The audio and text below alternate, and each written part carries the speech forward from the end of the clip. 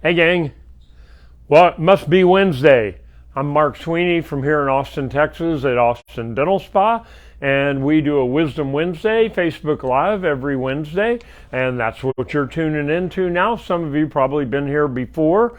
We always do some kind of scientific topic to fill you in on what's going on in the dental world or the health world. And we always have a theme, and our theme for this month is spiral into September. And I doubt that I can throw a spiral with these little stress ball footballs that have our logo on them. We got them for football season, and not that anybody would ever feel stressed at the dentist's office, but that's what we got them for. Come in this month, while they last, you'll get one for free. So anyway, all our topics have been about spiraling upward, not the downward spiral, the dreaded downward spiral. We're talking about a spiral like throwing a football spiral, and so spiraling upward. And today we've got a great topic. We're going to talk about 5 things, 5 things that you can do to increase your metabolism, and some of them pretty interesting stuff. So that way you can spiral upward in your health. Before we get too far into it, I want to let all you know that have asked me how the contest turned out. Last Thursday, they finally announced the winners of the American Statesman contest. These were actually from 20 and 21, but there were 2 categories for general dentists, general dentistry and cosmetic dentistry. Almost lost our light there. And for the second time, we won both categories. So thank you, readers and watchers, for your votes back in the summertime. I think they had one round in June and another round in August, and finalized it to 3 in each category. And then last Thursday, they announced the winners.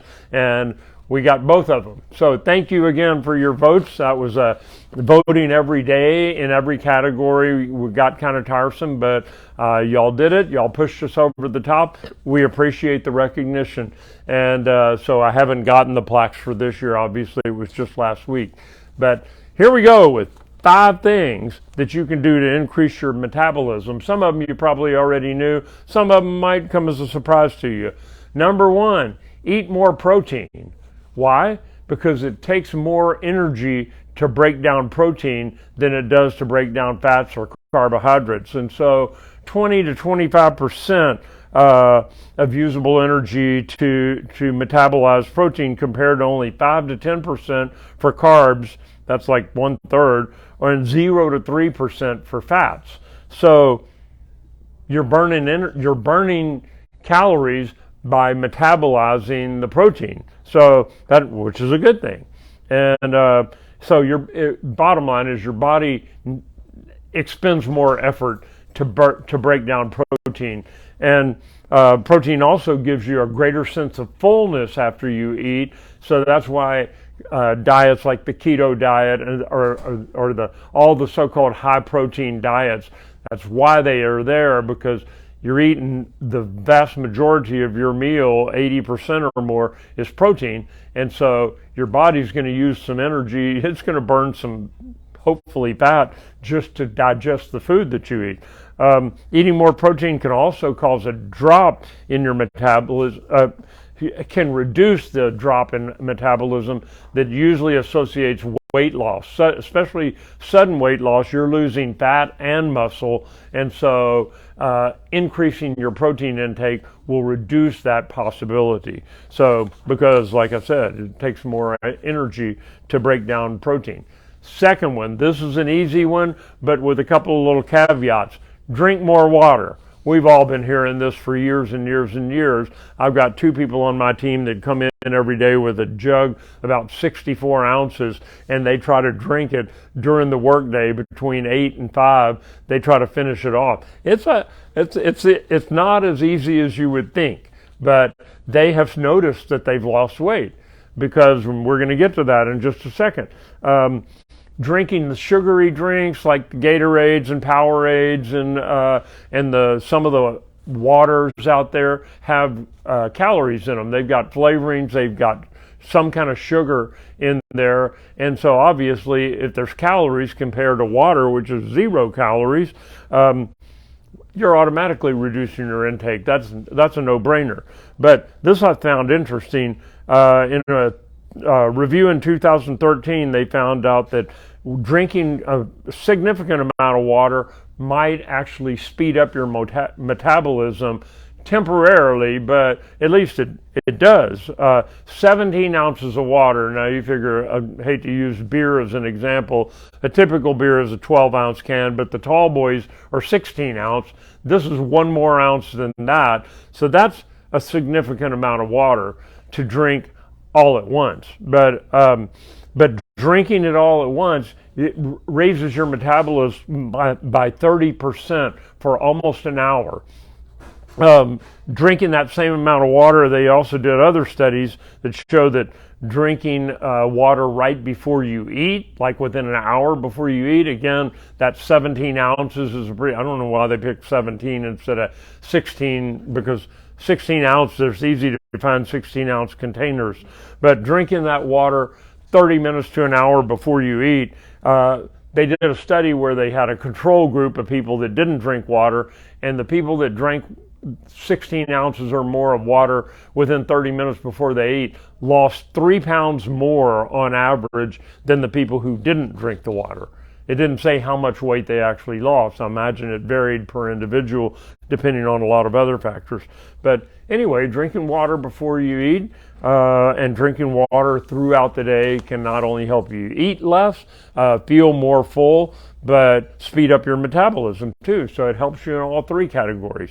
Number 3, you're not going to like this, resistance training. That means free weights. That means pushing or pulling something. Walking is not resistance training unless you're walking up a steep hill. And even then, it barely qualifies. So we're talking about going in the gym, getting on one of the machines that creates resistance as you're pushing, pulling, stair stepping, things like that. But walking or even probably running on a treadmill don't really count as resistance training. We're talking about free weights and that sort of thing.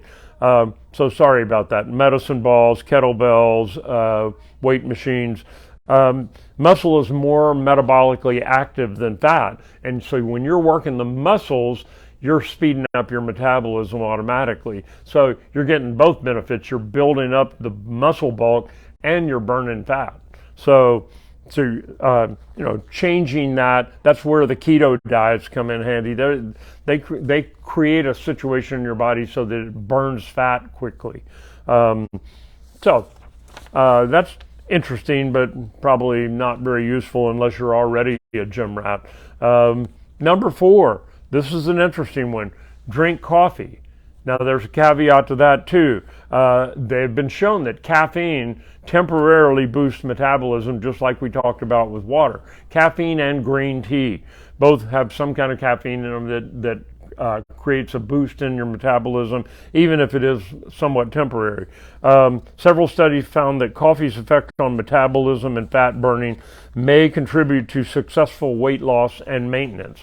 Now, again, the caveat is one study found that people who led fairly sedentary lives or were older in age, coffee actually worked better for them than it did on trained athletes. So if you're already really fit, coffee might not have the same effect on your body that it does on somebody who is a couch potato.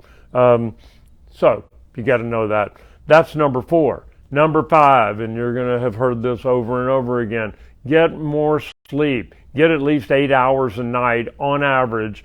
People that do that tend to have a better metabolism. Lack of sleep, we'll talk about the opposite. We'll talk about lack of sleep leads to it's been linked to increased blood sugar levels and insulin resistance, both of which link to higher risk of developing type 2 diabetes and the weight gain that comes along with that. So getting a good night's sleep it's been shown to affect the levels of ghrelin, which is a hunger hormone, and leptin, a hormone that controls fullness. Who knew? So getting good night's sleep can actually speed your metabolism up and improve it. So my health tip for the week, this is a simple one: get more sleep. You know, keep a sleep log. Buy one of those watches that tracks all that kind of stuff, and try to average at least 8 hours a night. That's been very difficult for me to do as I get older, because I'm used to operate on 5 to 6 hours of sleep a night. But I notice a difference when I'm getting consistently 8 hours of sleep a night, instead of going into shortage through the week and then catching up on the weekends.